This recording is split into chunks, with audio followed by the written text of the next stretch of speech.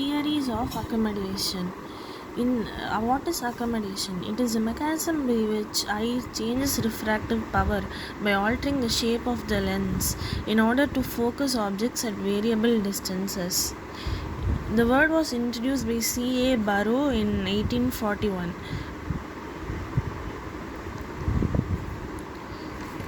This is the ciliary body, and this is the zonular ligament, and the relaxation and contraction of the ciliary muscle causes the lens to change its shape, and hence we get accommodation movements.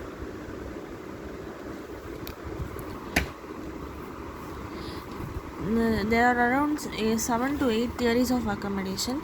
First one is called Kramer's theory, or also called as the vitreous theory. Ciliary muscle contraction will act on the choroid, and as a result the vitreous will get compressed against the posterior lens segment, against posterior crystalline lens. And what will happen to the anterior surface of the lens in pupillary area increases in curvature will increase. So as ciliary muscle contracts, it will compress the vitreous against posterior lens, and anterior lens curvature increase. Next is the Muller's theory. It is the circular muscle theory. There is contraction of ciliary muscle, as a result of which mainly the vitreous will get pulled forward and forcing the lens also to move forward.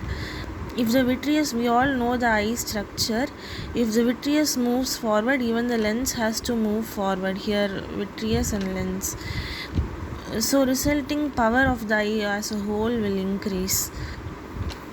This is Muller theory.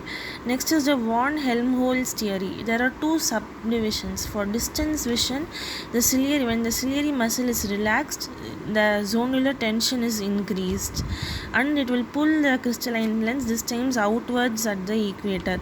Here both vitreous and lens will get pulled forward in Muller theory. Von Helmholtz theory, it will get pulled outward and the lens is flattened.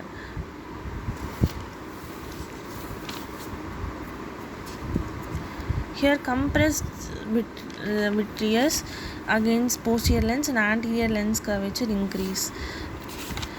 The fourth for near vision in von Helmholtz theory, ciliary muscle contracts and this decreases the zonular tension.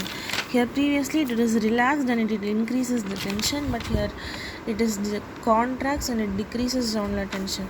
Hence curvature of the lens will increase and thickness will also increase, which means and the diameter of the lens will decrease. Then T-Skerning's theory. Here when the ciliary muscle contracts, the zonular tension will increase, opposite to von Helmholtz theory. T-Skerning said that when ciliary muscle contracts, the tension is increasing at the lens equator. This is the newer one. And the lens will bulge out without any change in the lens thickness, or there will be no change in lens thickness or diameter as said by T-Skerning's.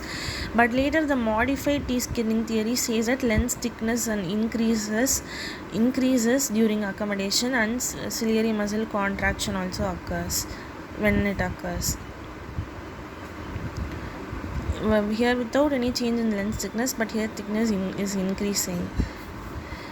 Next is the Coles-Mann theory, which is called hydraulic suspension theory. Here when the ciliary body is he said it is the driving force for accommodation, ciliary body, and when ciliary body contracts, pressure in vitreous will increase and in aqueous it will decrease. Hence a pressure gradient is produced called hydraulic shift.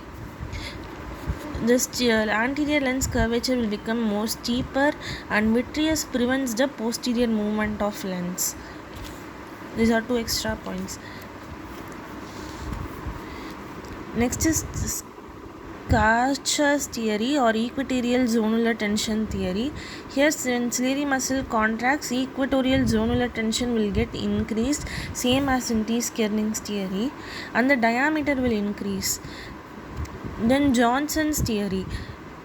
Compression of fluid in between the equator of lens and ciliary body with bulging of anterior lens and movement.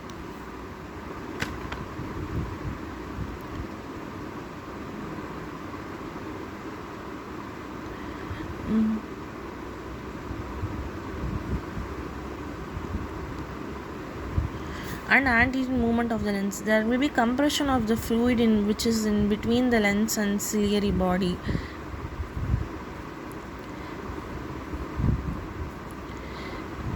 And as a result of which the anterior surface of the lens will bulge, and there will be anterior movement of the lens. There is one more theory called